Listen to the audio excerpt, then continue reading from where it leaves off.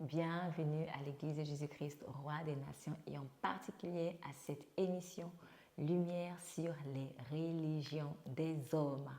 Aujourd'hui, l'Esprit de Marie ou l'Esprit de Jésus, à toi de choisir. À tout de suite.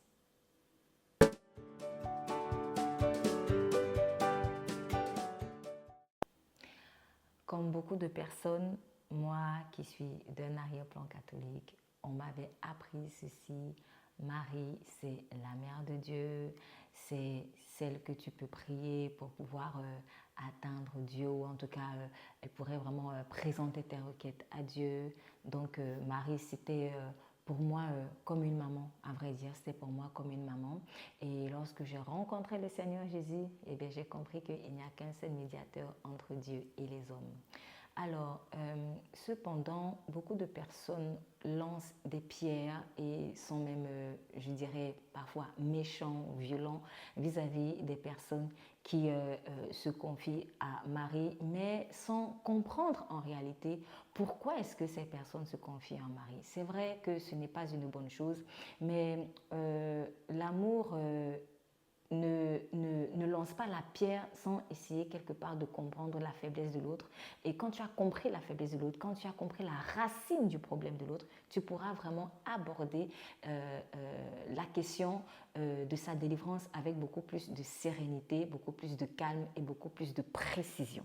Donc aujourd'hui, en fait, les éléments que je vais apporter par rapport aussi à des révélations personnelles pourront aider des personnes peut-être à engager des conversations un peu plus sereines et surtout plus efficaces avec des personnes qui sont dans une conviction de ce que Marie c'est finalement Dieu, même s'ils ne l'avouent pas, ou alors ils diront qu'ils n'adorent pas, mais en fait qu'ils adorent. Donc, alors, sur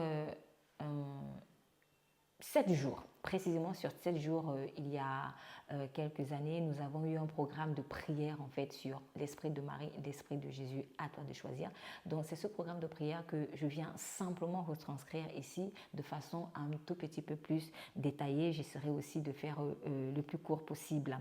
Alors pour le premier jour, nous avions vu l'affection maternelle défectueuse, source émotionnelle de l'idolâtrie de Marie. Vous aurez le titre qui sera retranscrit: l'affection maternelle défectueuse, source émotionnelle de Marie.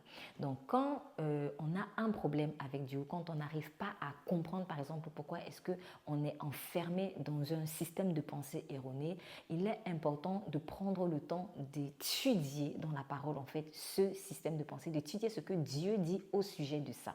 Il ne suffit pas juste d'écouter les gens, il ne suffit pas juste de penser que, mais il faut aller fouiller dans la parole de Dieu ce que Dieu lui dit à ce sujet et prendre vraiment le temps d'approfondir le sujet. Si vous avez un problème de drogue, allez chercher dans la parole ce que Dieu dit par rapport à ça. Si vous avez un problème d'impatience, d'intempérance, peu importe, allez étudier ce que Dieu dit par rapport à ça dans la parole et ça va vraiment vous aider. Donc, moi, j'ai fait à mon niveau ce travail.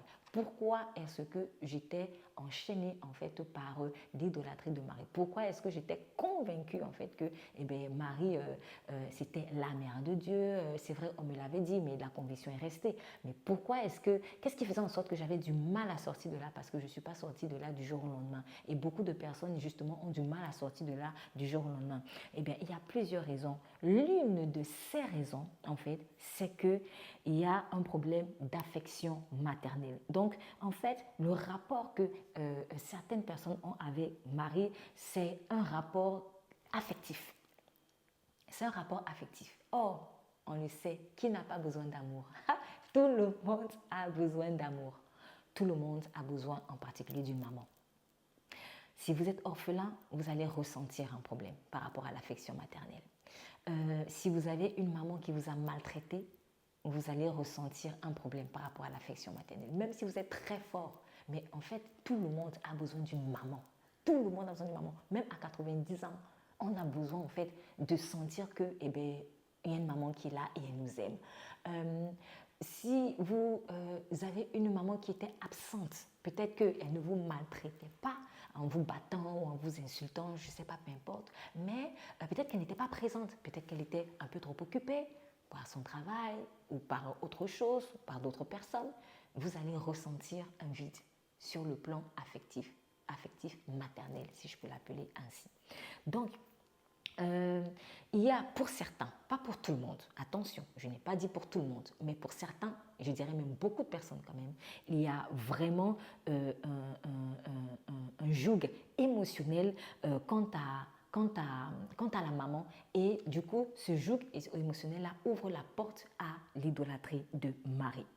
Donc, la question qu'il faut se poser avant toute chose, c'est de faire une sorte d'introspection et te dire, quel est mon rapport avec ma maman? Est-ce que j'ai eu une maman? Est-ce que je n'en ai pas eu? Qu'est-ce que ça provoque en moi? Est-ce que je ressens en ce moment le besoin d'en avoir une qui m'aime vraiment? Parce qu'avoir une maman, c'est une chose. Mais maintenant, avoir une maman qui t'aime vraiment, qui ne te regarde pas comme un objet, qui n'est pas jalouse de toi. Ouais, parce qu'il y a des mamans qui sont jalouses, en fait, de leurs enfants. Une maman qui ne te contrôle pas, en fait. C'est-à-dire, elle te laisse libre. Allez, libre. Par exemple, je vous donne des cas pratiques. Libre de te marier avec qui tu veux. Libre de faire le travail que tu veux. Libre d'habiter même où tu veux. Il y a des mamans qui disent, ah ouais, il faut absolument que tu habites dans le même quartier. Il faut absolument que tu sois là, on est ensemble. Et pourtant, tu as grandi, tu évolues, tu as des besoins. Et d'ailleurs, si ce n'est que pour le cas du mariage, il est écrit l'homme quittera son père et sa mère et s'attachera à sa femme. Donc, je ne peux pas m'attacher à ma femme pour un homme, ni même à mon mari, d'ailleurs, pour une femme, si je suis encore, pardonnez-moi l'expression, dans les jupons de maman. Donc, il y a des mamans qui, malheureusement, sont un peu comme, cette image qui me vient un peu comme des araignées. Tiens, je te tiens là dans mes filets, comme ça.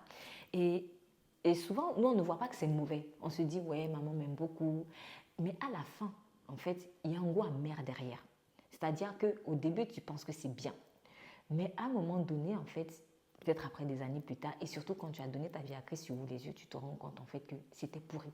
C'était pourri. Donc, il y a les motivations, en fait, ne sont pas saines. Parce que qui aime vraiment laisse aller, en fait, son fils ou sa fille quand c'est le temps de partir. Mais qui n'aime pas va toujours essayer de retenir. Donc, si vous avez par exemple une maman qui vous contrôle trop, sachez que ça va briser votre cœur, ça va briser votre âme, même si vous avez accepté cela. Parce que ce n'est pas le fait d'avoir accepté de boire le poison que vous n'allez pas être atteint par le poison. D'accord? Donc, je peux accepter délibérément de boire du poison parce que je ne vois pas ça comme du poison, mais ça va faire mal au ventre, ça va faire mal à mes organes.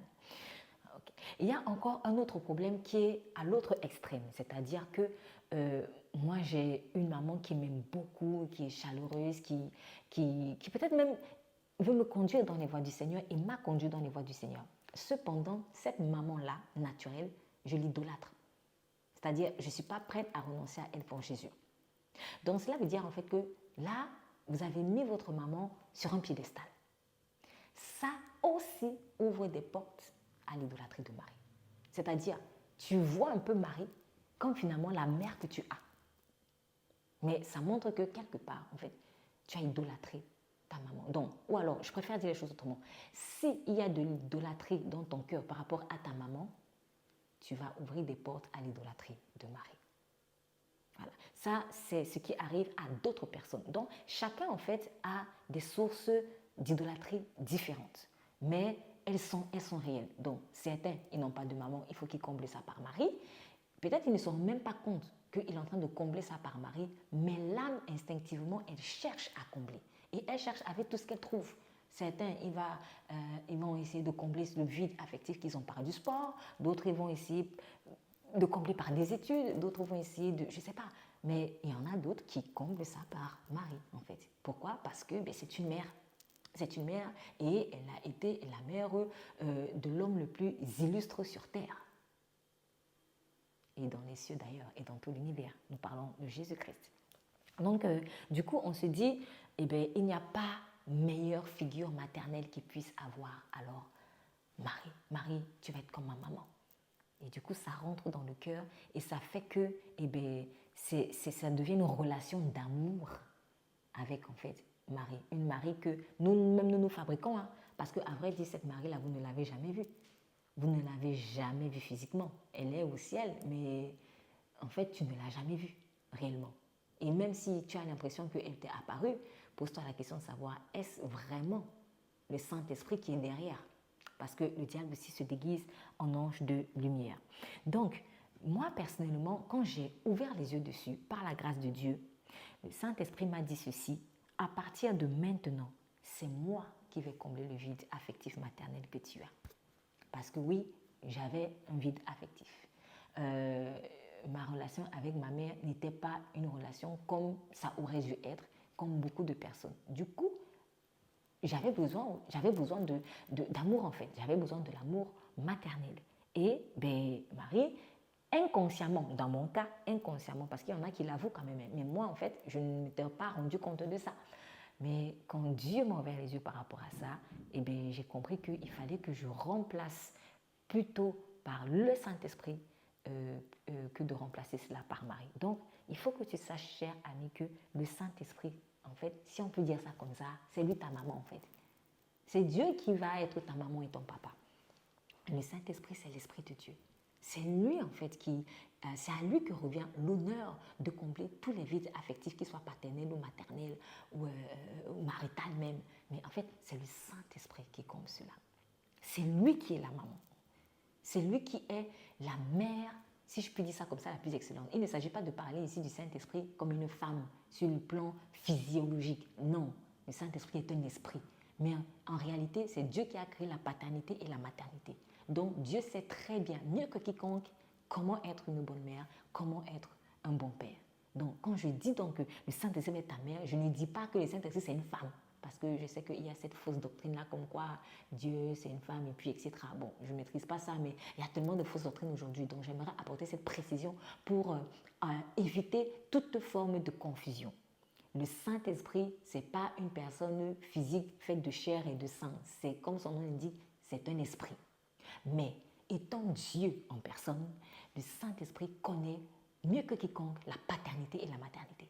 S'il sait mieux que quiconque ce que c'est que la maternité, il est le seul à même de combler le vide affectif maternel que nous pouvons ressentir. En fait, une mère, c'est celle qui donne la vie. On lui dit, ma mère, c'est celle qui m'a donné la vie. Or, nous savons que c'est le Saint-Esprit de Dieu qui nous a donné, ou en tout cas qui donne la vie éternelle. Tout ce que nous voyons sur le plan naturel n'est que le pendant d'une réalité spirituelle. Donc, la maman physique donne la vie, elle accouche, la vie physique. Mais pourquoi est-ce que c'est comme ça?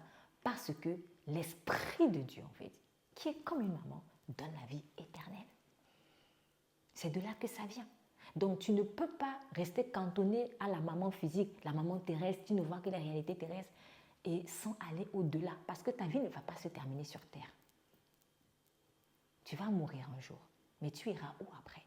Si donc tu n'as pas fait alliance avec, je me permets l'expression encore, celui qui est comme la maman éternelle, où est-ce que tu iras? Parce que tu es aussi éternel. Que tu ailles au paradis ou que tu ailles en enfer, tu es éternel. Ton âme, elle est éternelle.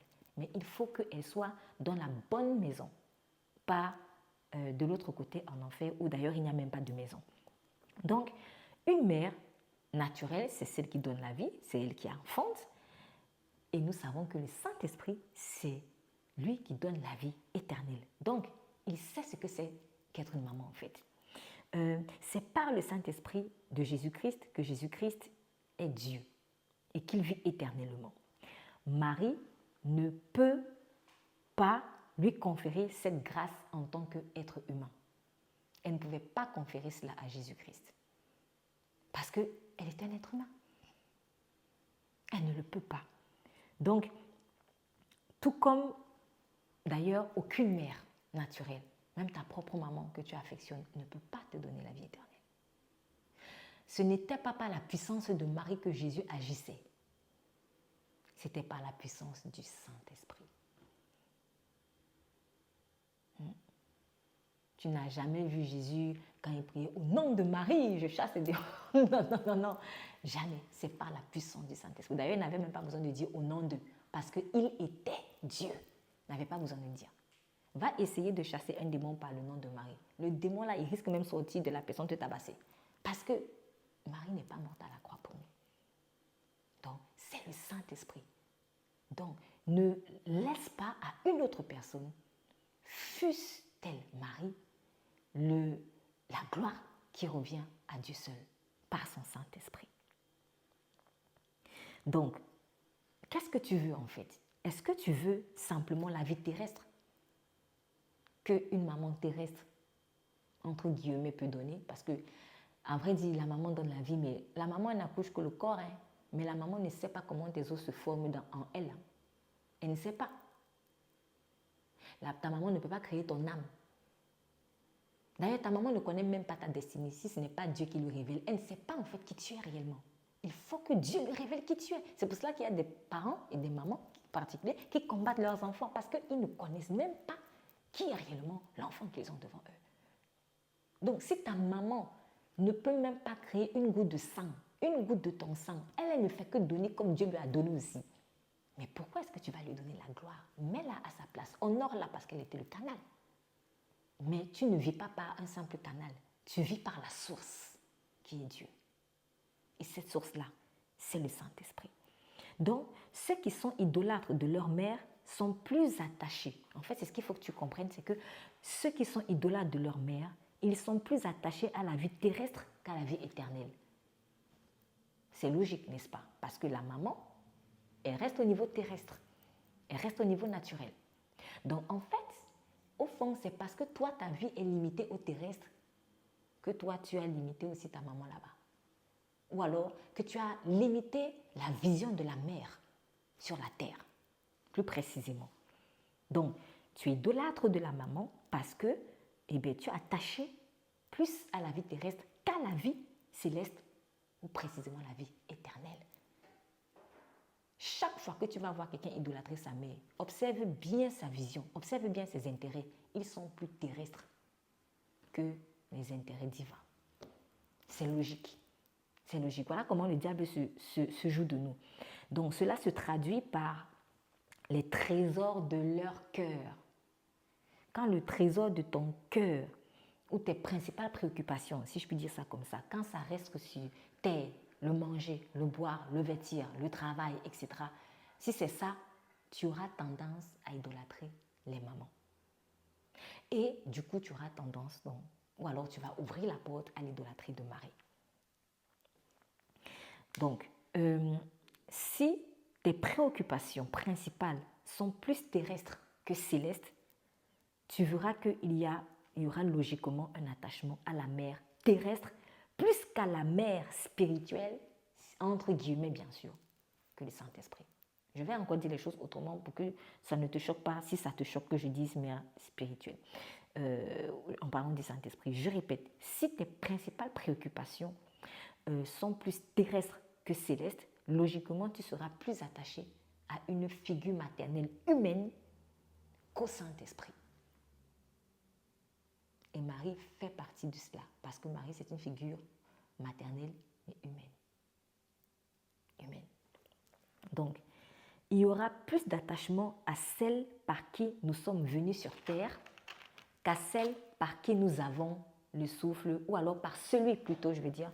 Il y a plus d'attachement à celle par qui nous sommes venus sur terre qu'à celui par qui nous avons le souffle de vie et la vie éternelle, qu'est le Saint-Esprit. Jésus était conscient de cela. Il était conscient de cette réalité parce que cela est venu par le péché. Le péché a tout mis en sens dessus-dessous. Le péché a amené apporté une telle confusion dans le monde.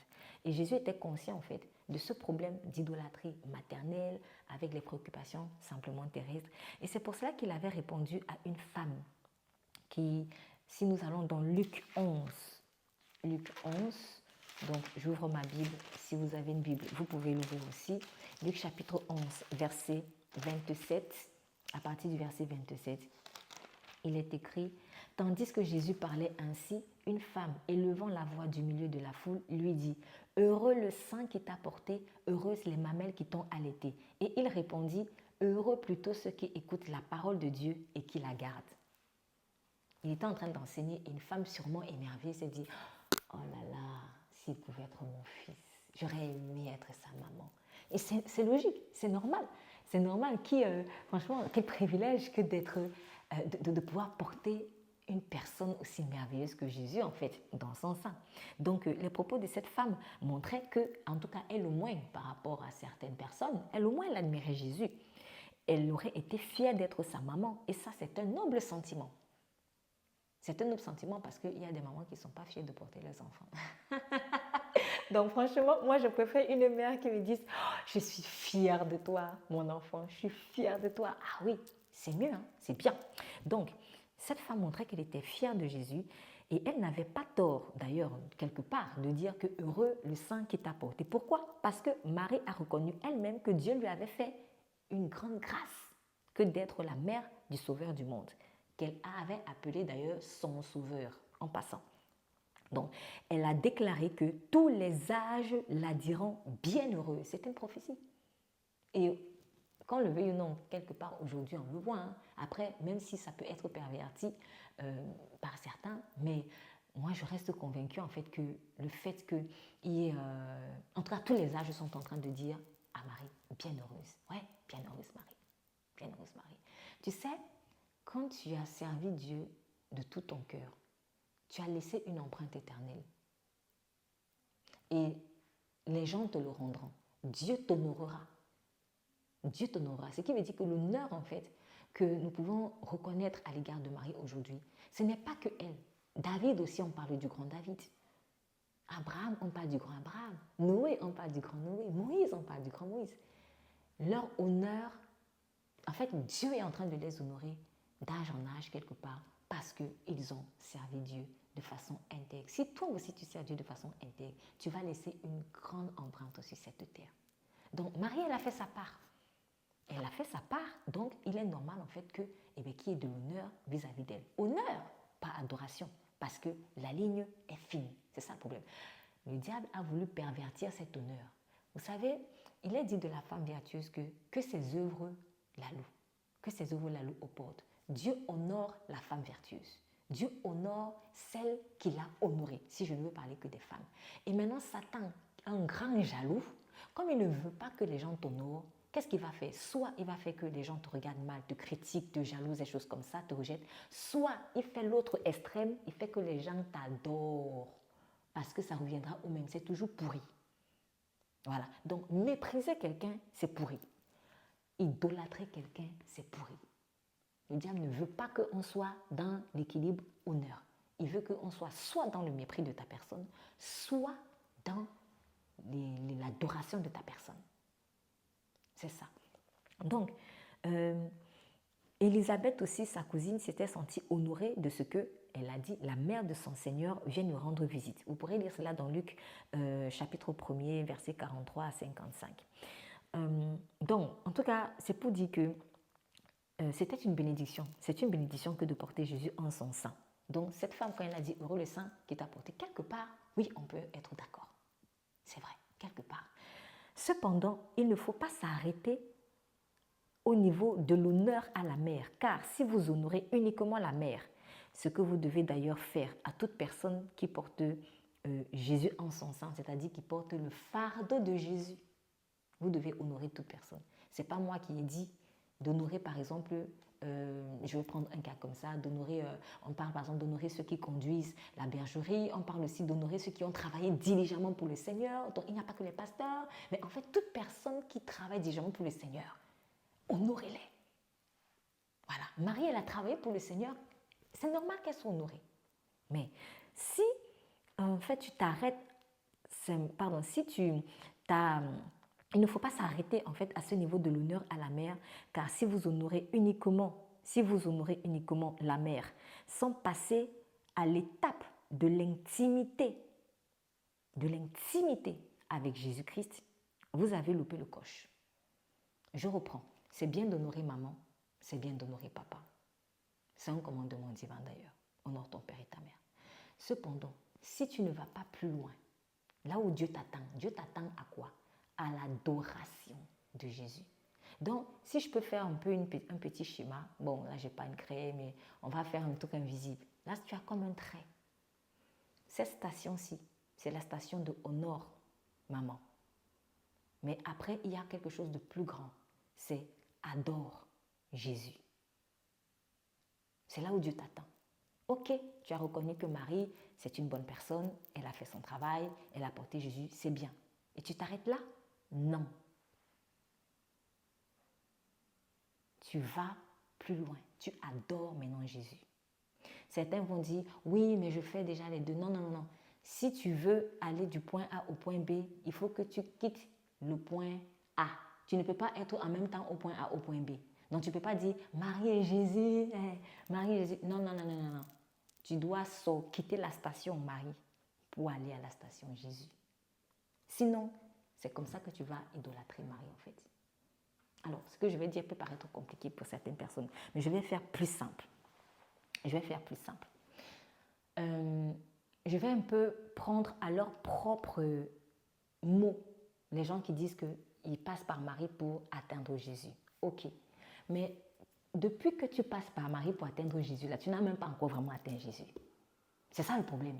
Parce que si tu avais vraiment atteint Jésus, tu aurais lâché prise sur Marie. Pourquoi? Parce que nous avons un exemple à la montagne de la transfiguration. Vous voyez à la montagne de la transfiguration dans Matthieu 17. Matthieu chapitre 17, versets 1 à 8, je rappelle le contexte. Donc Pierre, Jacques, Jean sont conduits à la montagne par le Seigneur Jésus. Puis à un moment, ils voient une grande lumière et ils voient apparaître le Seigneur. Il est transfiguré, donc il est tout en blanc. Et à côté, il a à sa droite et à sa gauche, on a Moïse et Élie. Et puis, il y a une voix qui se fait entendre dans les cieux. Donc, le Père Céleste a parlé. Et quand le Père Céleste a parlé, le Père Céleste a mis le focus uniquement sur Jésus. Parce que quand vous lisez ce qu'il a dit, il dit, celui-ci est mon fils bien-aimé, écoutez-le. Donc, je vais mettre dans ma façon, écoutez-le, écoutez-le. Il n'a pas dit, tu as vu Moïse aussi là, Élie aussi là. Non. Le Père a parlé. Et quand la parole du Père est sortie, il a dit Jésus. Il y avait Moïse, il y avait Élie. Toutes ces personnes étaient là pour préparer le terrain à l'arrivée du Messie sur terre. Donc, même si tu dis que tu veux utiliser Marie comme un intermédiaire, mais comment tu peux utiliser Marie comme un intermédiaire pendant des années? À un moment donné, tu dois lâcher l'intermédiaire en fait. Donc déjà même qu'elle n'est pas intermédiaire parce que seul Jésus-Christ est le médiateur entre Dieu et les hommes, déjà. Mais je vais te montrer en fait à quel point même l'argument de ce que Marie intermédiaire est illogique. Parce que un intermédiaire, c'est un intermédiaire, tu dois le lâcher à un moment donné. C'est une béquille en fait. Mais le but c'est que tu marches sans béquille. Voilà pourquoi le Père n'a pas mis le focus sur Élie et Moïse. Ces personnes avaient un travail à faire sur terre, préparer l'arrivée du Messie. Et maintenant, quand il fut un moment où ils ont disparu. Ils ont disparu en fait. Donc quand le Père a parlé, le Père a mis le focus uniquement sur Jésus. J'ai envie de te dire aujourd'hui que le Père céleste, le Dieu en qui tu dis que tu crois là, il met le focus uniquement sur Jésus, pas sur Marie. Si tu mets le focus sur Marie, c'est un autre Père qui te parle. Satan. Donc, c'est lui seul, Jésus, que nous devons écouter. Il a dit, écoutez-le. Tu écoutes qui? Tu écoutes Marie ou tu écoutes Jésus? Le Père a dit, écoutez-le. Jésus. Écoutez-le. Ce qui veut dire que s'il y a aussi quelqu'un à qui il faut s'adresser, c'est à Jésus. Jésus ne peut pas te parler à toi et toi tu parles à Marie. Regardez, tu es dans une conversation avec quelqu'un. 1, 2, 1, 2, 1, 2, 1, 2. La personne te parle. Et toi, tu tournes la tête pour parler à une autre personne. Jésus, lui, veut te parler. Toi, tu tournes la tête pour parler à Marie. Même si c'est sa maman, ça fait mal. Non, imaginons que tu sois marié. Tu es avec ton mari et tu as envie de dire quelque chose à ton mari. Et ton mari, dès que tu lui parles, il parle seulement à sa maman qui est à côté. Tu lui parles, chérie, ceci, cela. Il parle seulement à sa maman qui est à côté. Ça te fait pas mal. À un moment donné, tu vas te dire, ouais, tu es trop dans les jupons de maman, tu es comme un enfant. Oui, parce que ce n'est pas normal de briser l'intimité, c'est même pour une maman, de s'immiscer dans l'intimité du couple de son fils. Pourquoi tu veux toujours mettre la maman dedans? Toi-même, tu n'admets pas ça qu'on fait pour toi. Vous voyez, on fait à Dieu ce que nous-mêmes, on ne veut pas qu'on nous fasse. Alors qu'il a dit, ne fais pas à l'autre ce que tu ne veux pas qu'on te fasse, mais toi, tu fais à Dieu ce que toi, tu ne veux pas qu'on te fasse. Donc, le Père Céleste a dit, vis-à-vis de Jésus, écoutez-le, écoute Jésus. C'est à lui que tu dois t'adresser, pas à Marie. C'est à lui que tu dois t'adresser. Donc, c'est un manque total de respect. Moi, personnellement, j'ai réalisé ça. Je me suis dit, mais en fait, j'ai longtemps manqué de respect, en fait, à un si grand roi. Car Jésus, ce n'est pas n'importe qui. Hein. Ce n'est pas le petit ami du quartier. Jésus, ce n'est pas n'importe qui, c'est un grand roi. Si tu as une audience aujourd'hui avec un prince, il te parle et toi, tu parles à sa maman, non mais on va te chasser. On va te chasser, même si c'est la reine-mère. Mais c'est la reine-mère. Dehors, monsieur, vous nous perdez du temps. Non mais soyons logiques, on fait tout le monde des choses un peu folles. Donc aujourd'hui, j'aimerais vraiment, ne prends pas mal ce que je vais dire, mais moi-même, c'est des folies que Dieu m'a exposées en fait. Quand j'ai compris que mais vraiment j'étais dans un délit, je me suis repentie, j'ai dit non mais Seigneur, je ne peux pas faire les choses comme ça. Je ne peux pas faire les choses comme ça, j'étais totalement manqué du respect, Donc, il faut comprendre que Jésus, c'est le plus grand roi qui seul a la clé de ta destinée. Parle à celui qui a la clé du séjour des morts, donc qui peut te faire vivre ou peut te faire mourir. Parle à celui qui a la clé de ta vie pour t'en sortir. Et ce n'est pas Marie. Si tu as l'impression qu'en priant Marie, il y a des choses qui sont débloquées, je t'assure, le diable est passé par là. Parce qu'il n'a aucun intérêt à ce que tu aies la vérité. Car il est écrit, tu connaîtras la vérité et la vérité t'affranchira. Le diable ne veut pas t'affranchir. Il ne veut pas t'affranchir. C'est un menteur. Il est menteur depuis le commencement. Il ment super bien, si je peux dire ça comme ça. Donc, sors de l'aveuglement. Deuxième chose qui s'est passée à la montagne de la transfiguration qui peut nous enseigner, quand Pierre, Jacques et Jean ont levé les yeux, ils ne virent que Jésus seul. Donc, Moïse et Élie avaient disparu. Tant que nous avons la tête baissée, nous penserons à Moïse et à Élie. Parce que quand ils ont vu ça et que le Père a parlé, il est écrit qu'ils ont eu peur. Et ils ont fait quoi? Ils ont baissé la tête. C'est ce qui s'est passé. C'est ce qu'il est dit. Ils ont baissé la tête.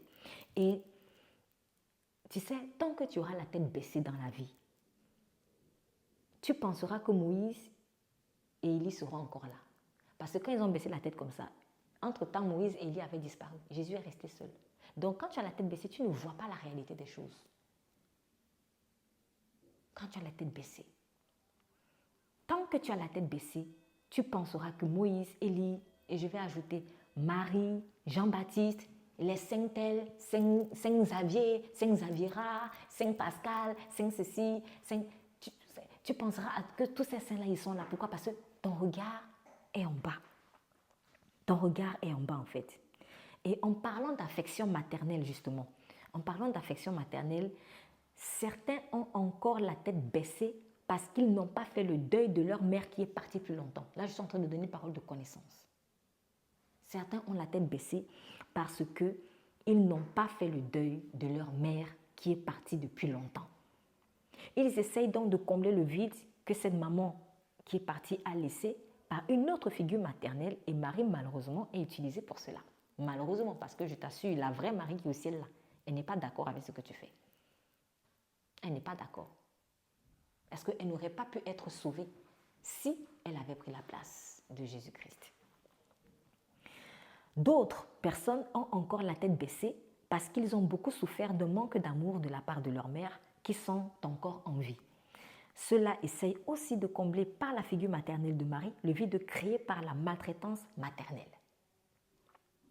D'autres encore ont tellement aimé leur mère qu'ils les ont placés sur le trône de leur cœur. Et cela a ouvert la porte à l'idolâtrie de Marie, je viens déjà de le dire, parce que leurs têtes sont encore baissées. Ils regardent seulement à la réalité terrestre parce que leurs yeux sont rivés en bas sur la terre. Ces personnes, en réalité, elles ont peur du changement. Elles ont peur de perdre cette relation tant chérie avec leur mère. En fait, elles ont peur de renoncer à leur mère pour suivre Jésus. Et pourtant, Jésus a dit, celui qui aimera son père ou sa mère plus que moi n'est pas digne de moi. Et celui qui aime son fils ou sa fille plus que moi n'est pas digne de moi. Matthieu, chapitre 10, verset 37. Dès lors, si nous reconnaissons avoir une blessure ou un manque par rapport à l'affection maternelle, sachant que Dieu, en tant que papa responsable, a déjà prévu le remède. Le Saint-Esprit, dont le rôle est de nous consoler. Il est de nous consoler, son rôle. Jean 14, verset 26, « Mais le Consolateur, l'Esprit Saint, que le Père enverra en mon nom, il vous enseignera toutes choses et vous rappellera tout ce que je vous ai dit. » Jean 16, verset 13, « Quand le Consolateur sera venu, l'Esprit de vérité, il vous conduira dans toute la vérité, car il ne parlera pas de lui-même, mais il dira tout ce qu'il aura entendu, et il vous annoncera les choses à venir. » Donc, Dieu a déjà prévu le moyen de guérison de toute blessure liée à un problème d'affection maternelle, et c'est le Saint-Esprit. C'est lui qui vient nous consoler, c'est-à-dire c'est lui qui vient enlever la peine, c'est lui qui vient essuyer les larmes, c'est lui qui vient remplacer la douleur que nous avons eue dans notre rapport avec maman par la joie. C'est lui, il n'y a que le Saint-Esprit, c'est lui qui a ce mandat-là. Le diable a tout fait pour remplacer la figure du Saint-Esprit par autre chose. Marie, Mohamed, par exemple. Mais celui qui peut donner une consolation à vie ne peut être un être humain pécheur comme vous et moi, ce que Marie et Mohamed étaient malheureusement en tant que descendants d'Adam. Alors j'ai parlé de Mohamed parce que j'ai entendu dire que Mohamed serait le paraclet dont Jésus avait parlé. Non, ce n'est pas Mohamed. Parce que ce consolateur-là, il faille qu'il soit saint, qu'il n'ait jamais péché. Mohamed a déjà péché, au moins une fois dans sa vie. Marie a déjà péché, au moins une fois dans sa vie. Et oui, Mohamed avait péché. Marie aussi, elle avait péché. Donc, le consolateur dont parlait le Seigneur Jésus-Christ ne pouvait pas être une personne qui, comme vous et moi, avait péché. Et pourquoi? Tout simplement parce que même si tu ne peux pas identifier un péché spécifique de Marie ou un péché spécifique de Mohamed, ils sont tous descendants d'Adam et Ève. Mohamed est descendant d'Adam et Ève. Il n'est pas sorti comme ça de nulle part. Marie est descendante d'Adam et Ève. Elle n'est pas sortie comme ça de nulle part. Or, le péché vient d'où? Le péché vient de ce que nous avons eu un sang contaminé, en fait. Donc, du moment où, en fait, nos premiers ancêtres ont péché, nous avons, en fait, le péché en nous. Et c'est pour ça que Jésus-Christ a dû verser son sang, justement, pour nous purifier. Donc, si Marie est descendante d'Adam et Ève, elle avait forcément le péché en elle. Si Mohamed était descendant de Marie et Ève, pardon, d'Adam et Ève, excusez-moi, si Mohamed était descendant d'Adam et Ève, lui aussi avait forcément péché. Et c'est sans jugement, bien sûr, parce que Mohamed avait besoin d'être sauvé. Voilà, donc nous avons tous besoin d'être sauvés. En tout cas, le consolateur dont le Seigneur Jésus-Christ parlait devait être une personne pure, sans péché, qui vit dans la vérité, qui pratique la vérité, pour pouvoir conduire les autres dans la vérité. Il doit s'agir d'une personne de la même nature que Dieu, lui-même, le Saint-Esprit. Le Saint-Esprit. Jean 4, verset 24, Dieu est esprit et il faut que ceux qui l'adorent en esprit et en vérité. Il faut que le consolateur dont le Seigneur Jésus a parlé, il faut que ce soit une personne qui connaisse les profondeurs de Dieu, ce qui n'est l'apanage d'aucun être humain. Aucun être humain ne connaît les profondeurs de Dieu. D'ailleurs, on ne se connaît même pas nous-mêmes. Il y a des choses en nous, on ne connaît pas. Donc, il fallait que vraiment ce consolateur-là soit quelqu'un qui connaisse les profondeurs de Dieu. Donc, aucun être humain, Marie ou Mohamed ou tout ce que vous voulez, ne peut connaître les profondeurs de Dieu. En revanche, le Saint-Esprit, lui, il connaît les profondeurs de Dieu. 1 Corinthiens 2, versets 10 à 11, il est dit « Mais Dieu nous l'a révélé par son Esprit, donc nous a révélé ses plans, car l'Esprit sonde tout, même les profondeurs de Dieu. Lequel des hommes, si ce n'est l'Esprit de l'homme, qui est en lui, connaissent les profondeurs de l'homme, de même, personne ne connaît les choses de Dieu, si ce n'est l'Esprit de Dieu. » Donc, au vu de tout ce qui a été dit, on comprend pourquoi Jésus avait dit à Pierre, à Jean et à Jacques, « Levez-vous, n'ayez pas peur » à la montagne de la transfiguration dans Matthieu 17, verset 7. Donc, quand ils ont baissé la tête, Jésus est venu vers eux, il a dit, « Levez-vous, n'ayez pas peur. » En gros, ne reste pas la tête baissée, lève la tête, n'aie pas peur. Pourquoi? Parce que quand tu as la tête baissée, oh maman est morte, oh yata, ah ok, Marie, Marie, Marie. Tu vas croire que Moïse est encore là, tu vas croire que Élie est encore là, tu vas croire que Marie est encore là, tu vas croire que Mohamed est encore là, tu vas croire que Bouddha est encore là. En fait, ils sont plus là, ils sont morts. Mais Jésus, lui, reste vivant. Donc, Jésus, quand il a dit « Levez-vous, n'ayez pas peur », c'était à dessein. À nous aussi, qui souffrons peut-être d'un manque d'affection maternelle, Jésus nous dit « Levez-vous, n'ayez pas peur ». Le Saint-Esprit est là pour te consoler. C'est ça en fait qui te dit « Ne reste pas la tête baissée parce que tu as été traumatisé. Lève la tête et réalise que Moïse a disparu, Élie a disparu, Marie a disparu, maman a disparu. En fait, il n'y a que Jésus devant toi. C'est ça, lève la tête. Quand nous accepterons de cesser de regarder aux bénédictions terrestres, parce qu'on a le regard comme ça, en bas, quand on va cesser de regarder uniquement aux bénédictions terrestres, parmi lesquelles se trouvent toutes ces personnes humaines auxquelles nous sommes attachés plus qu'il n'en faut, nous pourrons réaliser qu'il n'y a que Jésus seul en fait. Plus de Moïse, plus de Élie, plus de 5 ceci ou de 5 cela. Plus de mari, plus de maman, plus de papa, etc. Il n'y a que Jésus seul, la véritable richesse à laquelle nous devons regarder. Matthieu 6, versets 19 à 21. Ne vous amassez pas des trésors sur la terre où la teigne et la rouille détruisent et où les voleurs percent et dérobent, mais amassez-vous des trésors dans le ciel où la teigne et la rouille ne détruisent point et où les voleurs ne percent ni ne dérobent, car là où est ton trésor, là aussi sera ton cœur. Le Seigneur Jésus ajoute, Matthieu 6, 22 à 23, « L'œil est la lampe du corps. Si ton œil est en bon état, tout ton corps sera éclairé. Mais si ton œil est en mauvais état, tout ton corps sera dans les ténèbres. Si donc la lumière qui est en toi est ténèbre, combien seront grandes ces ténèbres ?»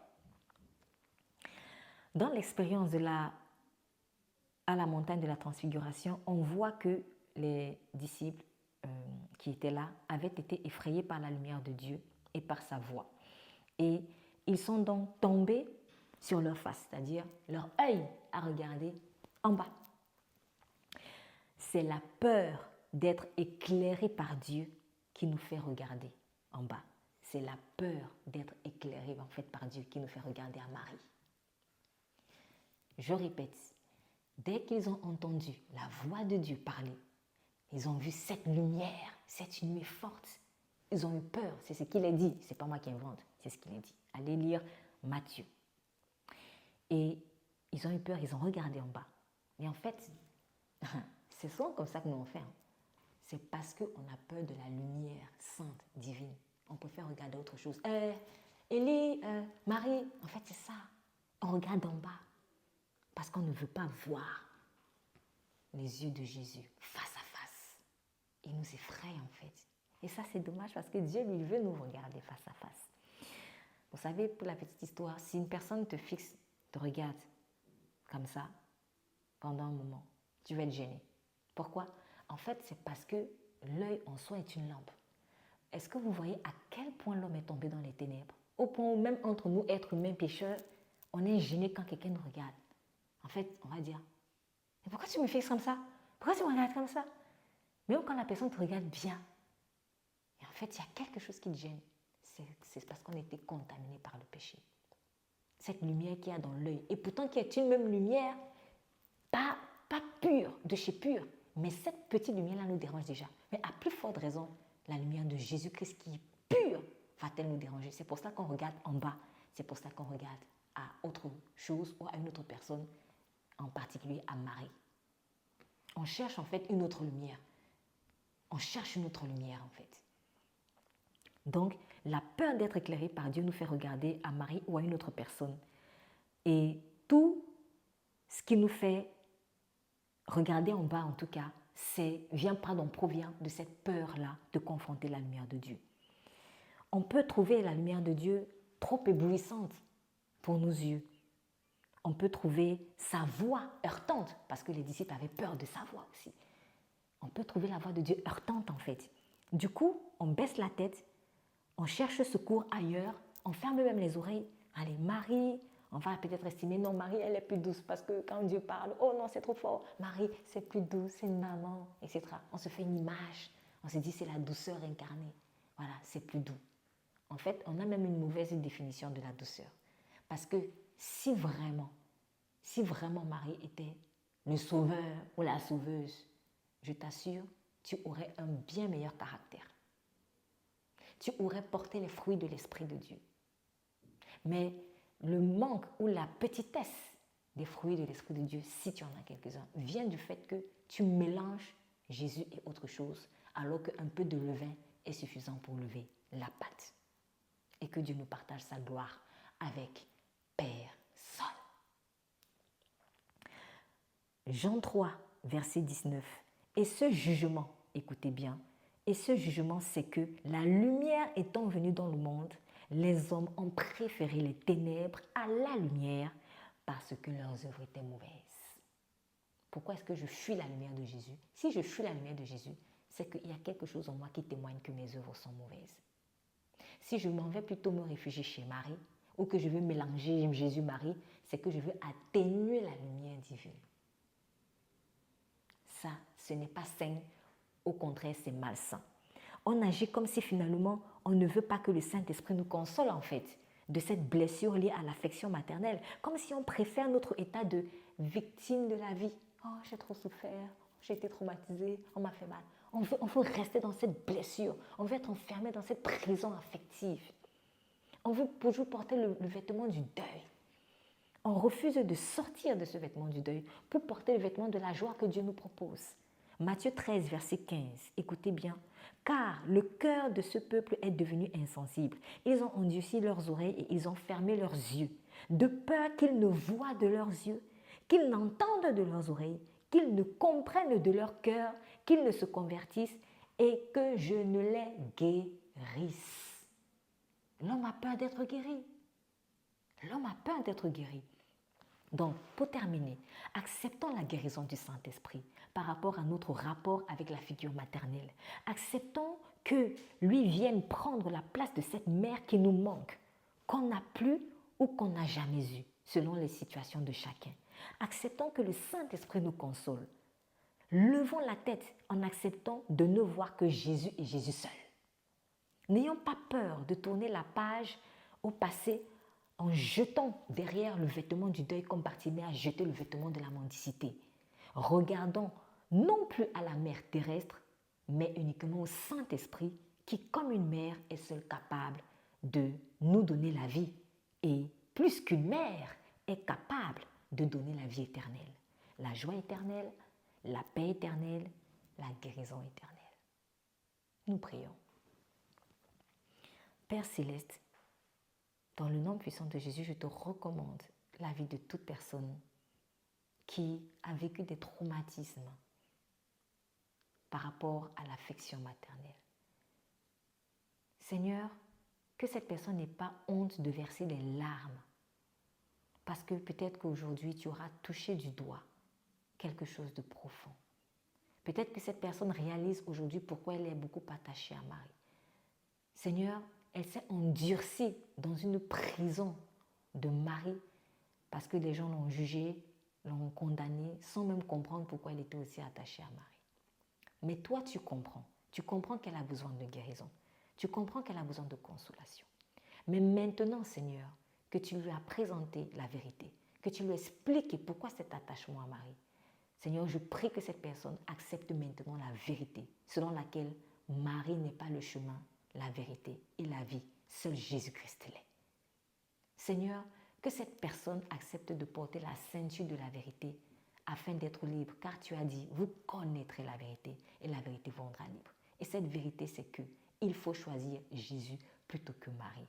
On ne peut pas mélanger les deux, car il n'y a pas deux conducteurs au volant. Seul Jésus-Christ conduit.